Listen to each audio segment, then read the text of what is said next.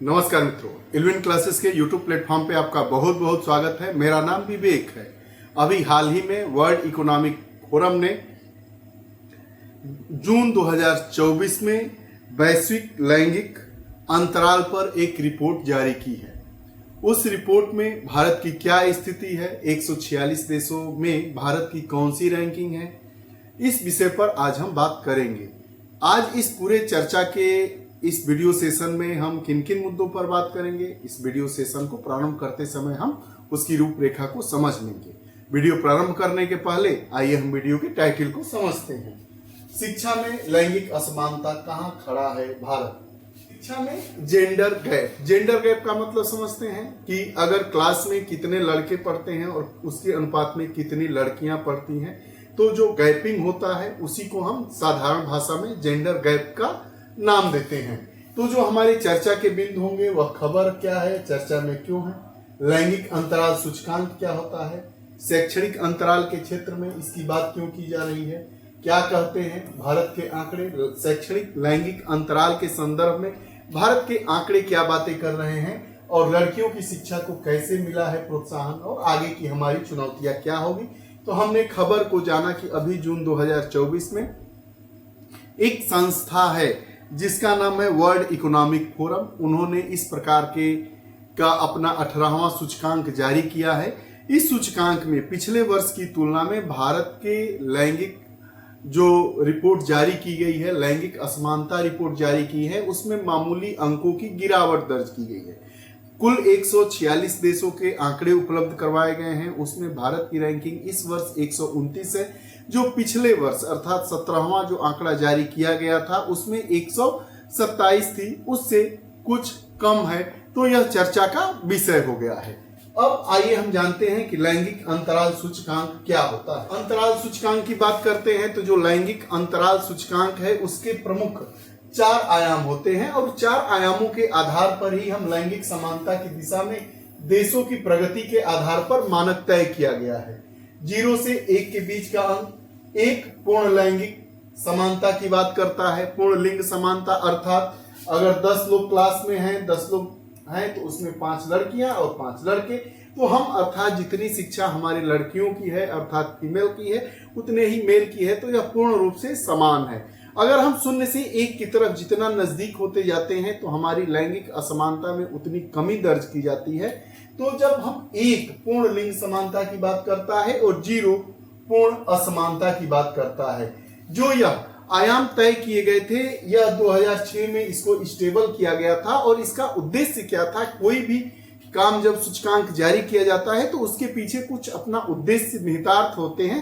तो जब 2006 में इस प्रकार की रिपोर्ट जारी करने की प्रथा प्रारंभ हुई, यह 18वीं रिपोर्ट थी, तो क्या उस समय प्रथा थी, उसका उद्देश्य क्या था। तो उद्देश्य यह था कि हमारा जो स्वास्थ्य है, हेल्थ है, एजुकेशन है, इकोनॉमी है, अर्थव्यवस्था है, और राजनीति में महिलाओं और पुरुषों के बीच जो सापेक्षिक अंतर पर प्रगति को ट्रैक करने के लिए एक कंपास के रूप में काम करना, कि जो चाहे वह हेल्थ सेक्टर हो, स्वास्थ्य के क्षेत्र में हो, शिक्षा के क्षेत्र में हो, अर्थव्यवस्था के क्षेत्र में हो, या राजनीति के क्षेत्र में पुरुष और महिलाओं की कितनी कितनी भागीदारी है, उसमें कितनी असमानता है, कहाँ पे किस क्षेत्र में यह असमानता ज्यादा है, कहाँ पर यह असमानता न्यून होती हुई नजर आ रही है, इसको ध्यानगत रखते हुए उसके सापेक्षिक अंतर पर प्रगति को ट्रैक करने के लिए यह एक कंपास के रूप में काम करना इसका एक उद्देश्य था। भारत की रैंकिंग 2024 में 129वें स्थान पर थी। जैसा कि हमने खबर में ही बताया, यह जो रिपोर्ट जारी की गई है कुल विश्व के 146 देशों में ये को आधार मानकर यह रिपोर्ट तैयार की गई है, जिसमें भारत की रैंक 129वीं है 2024 में, जो यह 18वीं रिपोर्ट है। और वहीं अगर हम 2023 में 17वीं रिपोर्ट की बात करें तो इसमें भारत की रैंकिंग थोड़ी अच्छी थी, अर्थात भारत 127वें स्थान पर था 146 देशों में। लगातार 15वें साल आइसलैंड शीर्ष पर है, अर्थात वहां पर पूर्ण समानता की स्थिति है, अर्थात उसकी रैंकिंग 1 है। उसका जो अंक का निर्धारण किया गया है 0 से 1 के बीच में, वह 1 है। और वह कौन सा देश है, आइसलैंड। लगातार 15वें साल भी वह शीर्ष पर अपनी स्थिति कायम किए हुए है। भारत की जो रैंकिंग है उसमें 2 अंकों की गिरावट दर्ज की गई है।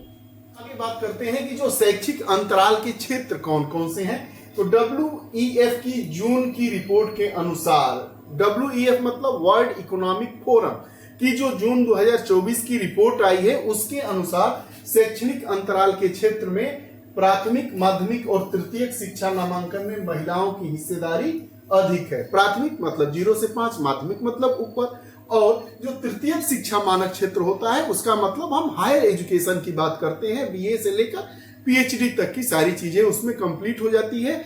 तो इन तीनों क्षेत्रों में, चाहे वह प्राथमिक हो, चाहे माध्यमिक हो, चाहे तृतीयक शिक्षा हो, उसमें नामांकन में महिलाओं की हिस्सेदारी अधिक हुई है। वृद्धि मामूली रूप से हो रही है, वृद्धि में मामूली वृद्धि हो रही है, लेकिन हो रही है।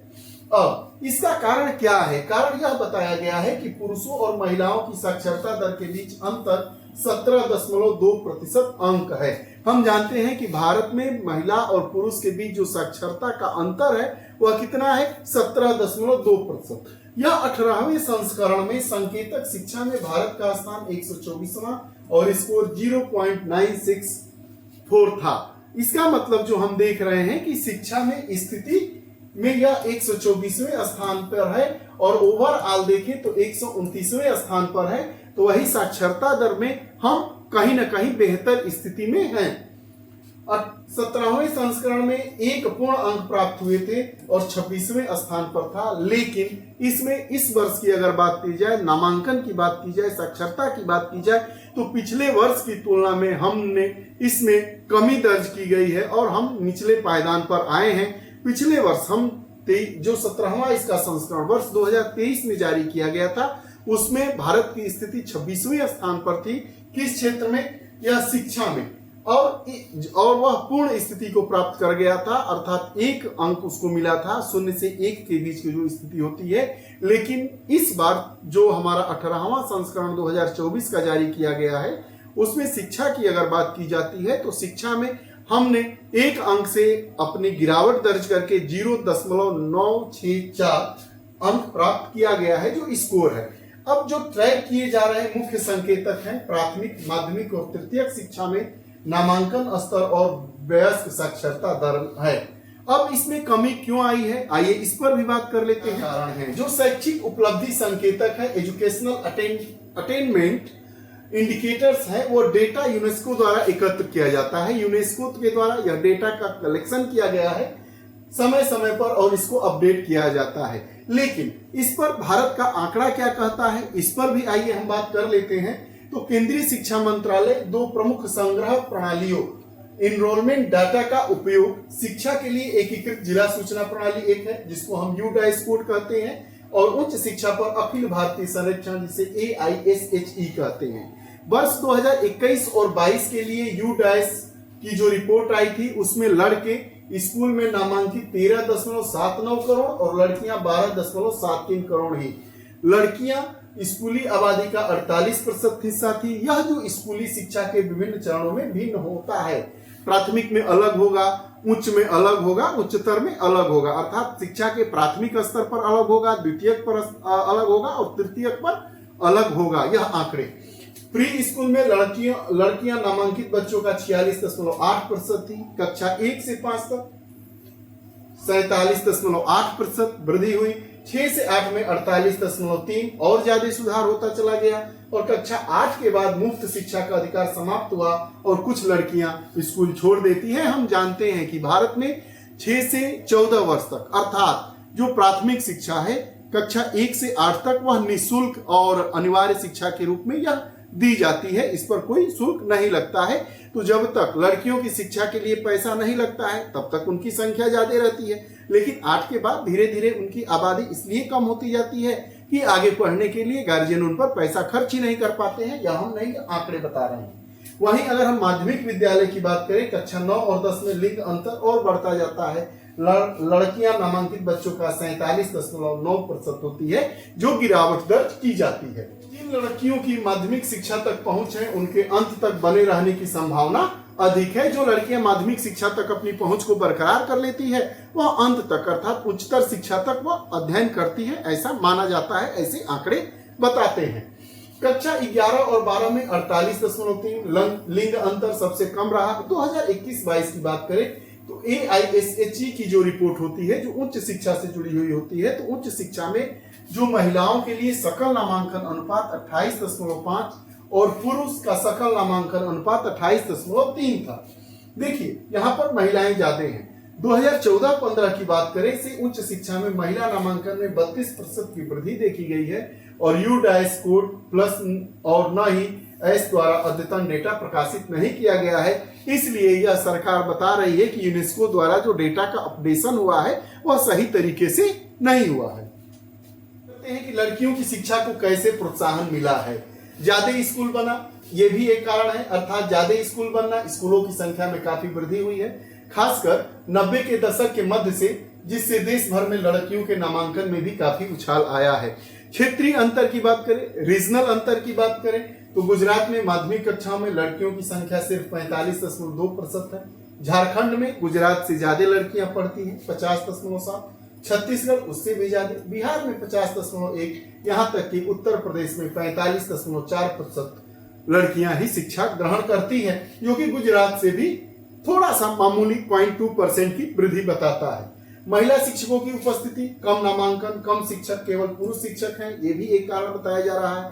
परिवहन भी एक कारण है, जो हरियाणा, पंजाब और तमिलनाडु जैसे राज्यों में स्कूली छात्राओं के लिए मुफ्त बस पास, बिहार और अन्य राज्यों में लड़कियां मुफ्त साइकिल देने की योजना। स्वच्छता के मुद्दे भी इसमें आंकड़े बता रहे हैं कि कक्षा 8 के बाद बड़ी संख्या में लड़कियों के स्कूल छोड़ने का कारण स्वच्छता भी एक मुद्दा बन जाता है। हालांकि केंद्र और राज्य सरकारों ने स्कूलों में शौचालयों के निर्माण के लिए धन मुहैया कराया है, लेकिन सफाई और रखरखाव के लिए कोई धन नहीं है। ये बात है कि स्वच्छता भी एक मानक रखता है। जब लड़कियां बड़ी हो जाती हैं तो उनके लिए सेपरेट टॉयलेट की व्यवस्था होनी चाहिए। सरकार के द्वारा विद्यालयों में तो यह व्यवस्थाएं निःशुल्क कराई जाती है, लेकिन उनके सफाई के लिए न तो धन मुहैया कराया जाता है, न उनके रख रखाव के लिए, जो एक मुख्य कारण बनता हुआ दिखाई दे रहा है कि जो महिलाएं हैं और पुरुष दोनों में जो शिक्षा है उसमें लैंगिक असमानता के रूप में हम इसको देख सकते हैं। और लैंगिक असमानता के बढ़ने के कारण के पीछे ये भी एक प्रमुख कारण है। उसमें परिवहन की समस्या हुई, स्वच्छता की समस्या हुई,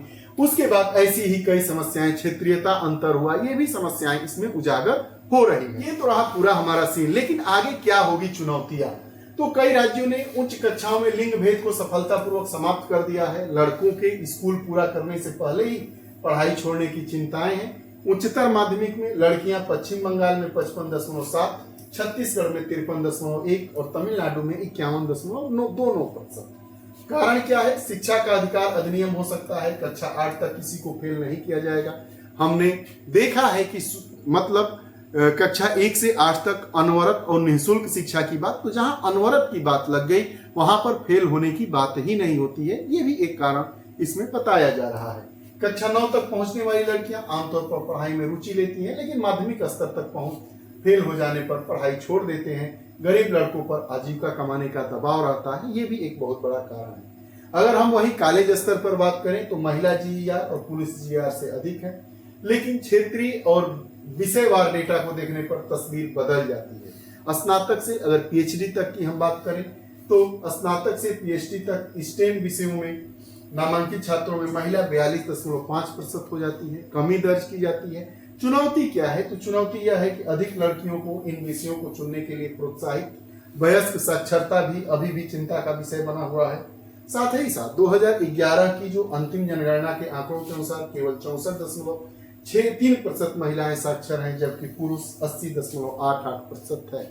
जो रिपोर्ट जारी की गई है उसमें जो देखा गया है कि भारत में शिक्षा में लैंगिक असमानता में वृद्धि देखने को मिली है। उसी के अनुसार जो भारत की हमारी रैंकिंग है वो 2023 की तुलना में 2024 में जो 18वीं रिपोर्ट जारी की गई है, सूची जारी की गई है, उसमें 2 अंकों की गिरावट दर्ज की गई है। यह पूरा मामला रहा। आपको हमारा वीडियो सेशन कैसा लगता है कमेंट बॉक्स में जरूर बताइएगा। अगर आप हमसे नहीं जुड़े हैं तो कृपया चैनल से जुड़िए, बेल आइकन का बटन दबाइए ताकि जो भी वीडियो आए उसका नोटिफिकेशन आप तक पहुंचे और आप उसका लाभ उठा सके। पुनः ऐसी ही वीडियो सेशन के साथ हम प्रतिदिन उपस्थित होते रहते हैं। बहुत बहुत धन्यवाद। नमस्कार।